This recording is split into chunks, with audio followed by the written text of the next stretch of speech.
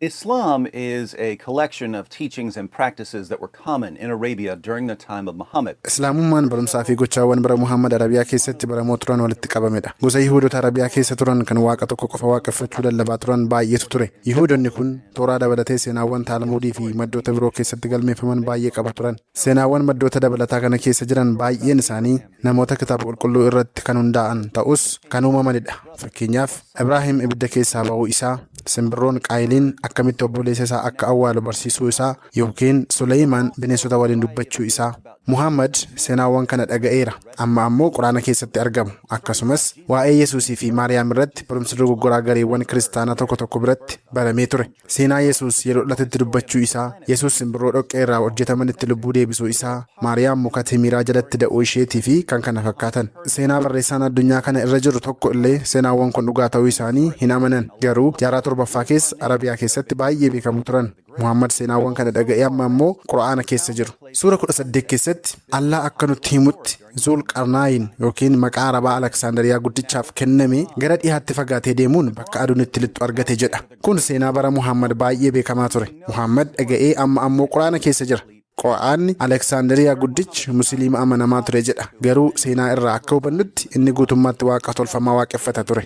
Yoo kiristaana taatanii kana daawwattu ta'e akka chaanaaliin kun guddatuuf subscribe gochuu hin dagatinaa. Namoota biroofis qoodaa yookiin share godhaa. Akkasumas viidiyicha like gochuun yoo jalqabdan baay'ee gaariidha. Bara Muhammad keessa sab'oonni yookiin Quraana keessatti deebisanii caqasamu laa ilaaha illallah yookiin Allah malee waaqni biraa hin jiru jedhanii amantaa isaanii dubbatu turan. Muhammad kana dhaga'ee Muhammad ergamaa isaati kan jedhu qofa irratti dabale. Sab'oonni yeroo 5 kadhatu turan akkuma musliimonni amma kadhannaa guyyaa guyyaatti godhatanitti. Namoonni Faaris yookiin Peerjiyaa tokko tokko ammoo erga du'anii booda jannanni qananii isaan eeggata jedhanii amanu turan. Isaan keessaa huriil aynii yookiin durboota jannataa musliimonni jannata keessatti ni badhaafamna jedhanii amananis ni jiru. Muhammad barumsaa fi gochaawwan Arabiyaa jaarraa torbaffaa keessa beekamoo turan fudhatee bifa islaamummaatti jijjiiree amantii haaraa isa keessatti madaqse fakkaata. Namoonni waaqolee tolfamaa waaqeffatan ammoo kanatti kolfu turan. Muhammad waan dhaga'e hunda ni amana jedhanii yeroo hunda isatti kolfu turan. Kanaaf gurra jedhanii isa waamu turan. The ear. Let's read a passage from Ibn Ishaq about Muhammad and one of his critics, a man named Nabtal. Kitaaba Ibn Ishaq irraa waa'ee Muhammadii fi nama isa qeequ Nabtal jedhamu irratti waan barreeffame haa dubbisnu. Ergamaawwan akkas jedheera. Namni seexana arguun isa gammachiisu Nabtal bin al-Hariz haa ilaalu. Inni nama gurraacha furdaa rifeensa dheeraa qabu, ejji isaa kan diimatee fi boqqoon isaa gurraacha diimaa ture. Inni dhufee ergamaa waliin haasa'ee waan dhaga'e munaafiqootatti geessaa ture. Inni Muhammad gurra qofa waan namni itti himu hunda ni amana jedha ture. Waa'ee isaa irratti Allah suura 9 lakkoofsa 61 keessatti akkas jedhee buuse. Isaan keessaa warra nabiyyi rakkisanii fi inni gurradha jedhan ni jiru. Gurra gaarii isiniif ta'e Allahtti amana, mu'uminootattis ni amana.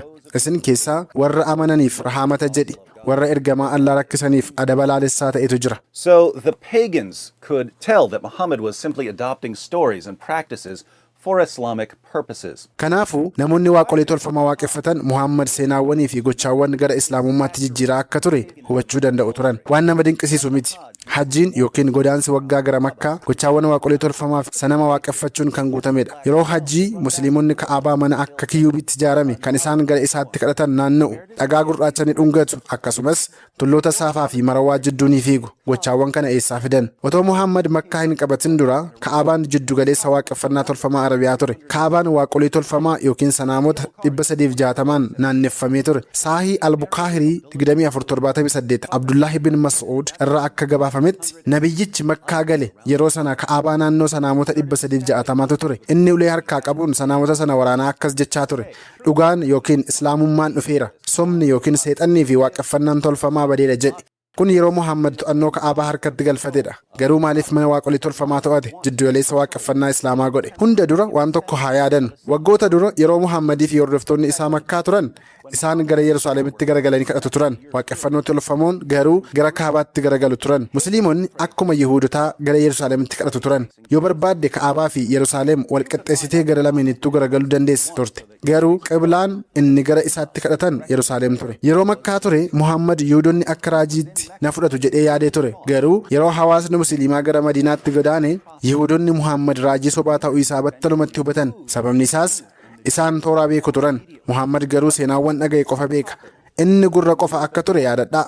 Muhammad seenaawwan sana hunda sirriitti dubbachuu hin dandeenye. Kanaaf Yihuudoonni isa uffan yookiin hin fudhanne. Allah ammoo Muhammaditti suura 2:144 keessatti akkas jedhe, amma gara qiblaa si gammachiisutti si garagalchina. Kanaafuu fuula kee gara masjidul haraamitti garagalchi. Kanaafuu kaayyoon Allah musliimonni gara Ka'abaatti akka garagalan ajajeef Muhammad gammachiisuuf ture. Islaamummaan hamma dhumni isaa hin beekamneen namicha mul'ata fudhatu sana gammachiisuu irratti kan xiyyeeffate ta'uun isaa nama ajaa'iba. Gara Ka'abaatti garagalchuun maaliif Muhammad gammachiisa? Sababni isaa lama. Tokko, Yihuudotaaf dhaamsa erguuf. Waan natti hin dhimmaanneef kan argatu jechuuf. Lammata, Muhammad waaqeffattoota tolfamaa gara Ka'abaatti kadhatan keessatti waan guddateef gara Ka'abaatti kadhachuun isatti aadaa ture, isatti tola ture. Gara mana waaqolii tolfamaatti kadhachuu Muhammad akkamitti sababa itti kenne? Keeyyata muraasa dura suura 2:127 keessatti Allah Ka'abaan Ibraahimii fi Ismaa'eeliin ijaarame jedhee labse. Kun nama dinqisiisa. Yoo Ibraahimii fi Ismaa'eel ijaaran ta'e maaliif musliimonni waggaa 10 ol gara Yerusaalemitti kadhatan? Maaliif Muhammad akka waan deemsa keessa yaada haaraa uumaa jirutti mul'ata? Kun icciitii guddaadha. Garuu ragaan Ka'abaan Ibraahimii fi Ismaa'eeliin ijaarameera jedhu maali? Muhammad dubbachuu isaa malee ragaan biraa tokko illee hin jiru. Musliimotaaf kun ga'aadha. Garuu ta'uu hin qabu. Sababni isaas waan dubbatu matumaa hin beeku ture. Kana ammoo mirkaneessuu nan danda'a. Sahih al-Bukhaarii 3366 Abbuzaar akka gabaasetti yaa ergamaa Allah, masjidni jalqabaa lafa irratti ijaarame isa kamii jedheen gaafadhe. Inni ammoo Masjidul Haram kan Makkaa jedhe. Itti aansuun hoo jedheen gaafadhe. Inni immoo Masjidul Aqsaa kan Yerusaalem jedhee jidduu isaanii waggaa meeqatu jira jedhee yeroon gaafadhu inni waggaa 40 jedhee deebise. According to Muhammad, there was a 40-year gap between the construction of the Kaaba and the temple in Jerusalem. Akka yaada Muhammaditti ijaarsa Ka'abaa fi mana qulqulluu Yerusaalem jidduu waggaa 40 qofatu jira. Kun maaliif barbaachisa? Mana qulqullummaa Yerusaalem yoom akka ijaarame ni beekna. Suleymaan jaarraa 10ffaa dhaloota Kiristoosiin dura ijaare. Kun ammoo Ibraahim booda waggaa 1000 oli.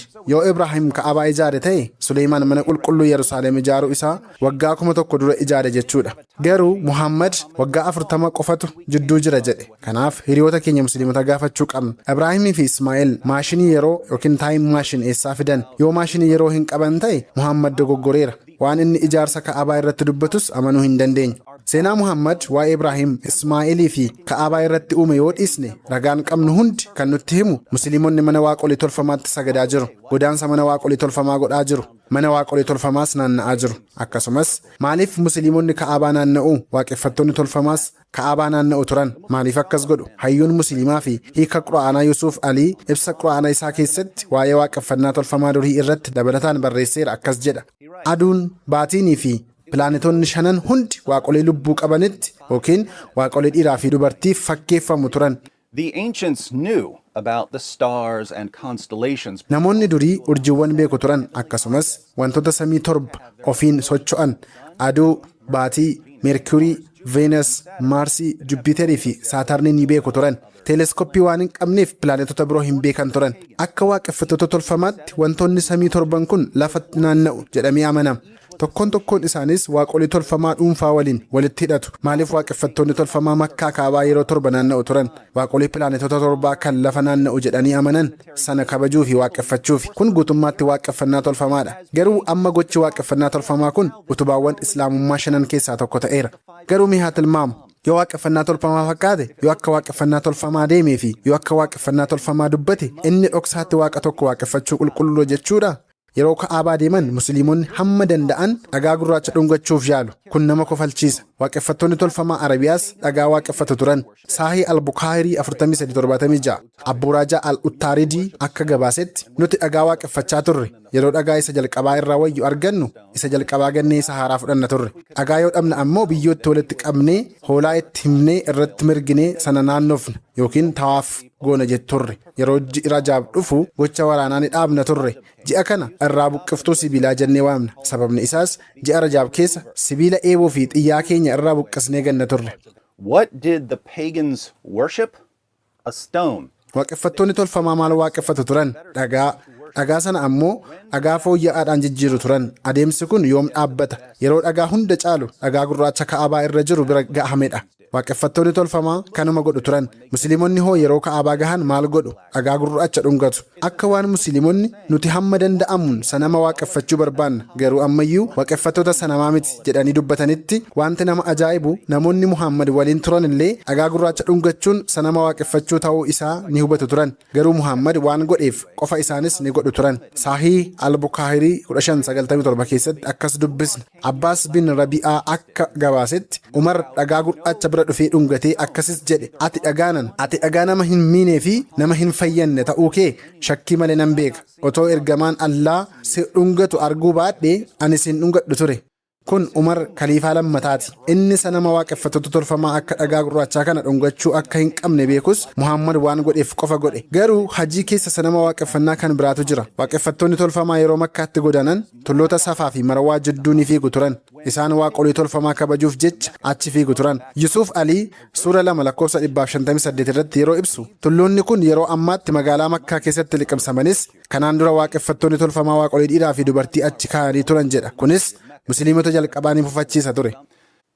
Now, how do we know that Hagar and Ishmael were ever at these hills? Haggaarii fi Ismaa'eel tulloota kanarra turuu isaanii eessaa beekna?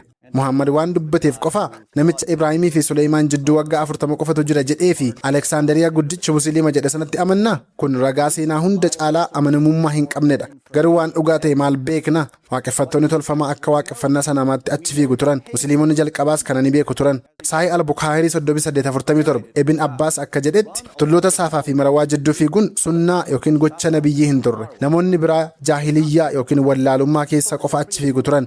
Kun islaamummaadhaaf mancaa'insa guddaadha. Sababni isaas Ibn Abbas gochi kun gocha waaqeffannaa tolfamaa qofa akka ta'e dubbateera. Hubadhaa hayyoonni islaamaa amanticha oolchuuf jecha yaada Ibn Abbas kana kuffisuun sunnaadha jedhanii lallabu. Sahih al-Bukhari 4496 Asiim bin Suleymaan Anas bin Malik waa'ee Safaa fi Marwaa gaafate. Anas akkas jedhee deebise. Nuti kana naanna'uun gocha bara jaahiliyyaa yookiin islaamummaa dura jennee yaanna turre. Kanaaf yeroo islaamummaan dhufe gocha kana dhiisne. Ergasii Allah Safaa fi Marwaan mallattoo Allaati kan jedhu buuse. Here again, the early Muslims understood that this was a pagan practice. Musliimonni jalqabaa kun gocha waaqeffannaa tolfamaa ta'uu hubatanii dhiisanii turan. Garuu Muhammad waan jaallateef Quraana keessatti barreeffamee deebi'e. Waaqeffannaa tolfamaa hammamiitu amantii tokko keessa jiraachuu danda'a? Baay'ee fakkaata. Wanti nama ajaa'ibsiisu lama. Tokko Musliimonni gocha waaqeffannaa tolfamaa keessa utuu jiranii ofiin mo'attoota waaqa tokko waaqeffachuu ofiin jedhu. Waan waaqeffattoonni tolfamaa godhan hunda godhu garuu maqaa qofa jijjiiru. Lammata waaqeffannaa tolfamaa Makkaa qofatti qabamee ture sana islaamummaan addunyaa irratti facaaseera. Kanaafuu islaamummaan madda waaqeffannaa tolfamaa isa guddaa seenaa keessatti ta'eera. Isin Musliimota gara Makkaatti godaantuuf gaaffii gabaabaan qaba. Viidiyoo kana ilaalaa akkamitti waaqeffannaa sobaa fi tolfamaa keessan gara waaqeffannaa dhugaatti jijjiiruu akka dandeessan nan dubbadha. Tarii hin jaallattan ta'a. Garuu dhagaa tolfamaa dhungachuu fi kiyuubii yookiin ka'abaa tolfamaa naanna'uu akkasumas waaqolii pilaanetoota torbaa kabajuu irra isiniif wayya. Wanti Saawud Arabiyaan hunda caalaa gara alaatti ergitu zayita miti. Waaqeffannaa tolfamaa fi shororkeessummaadha.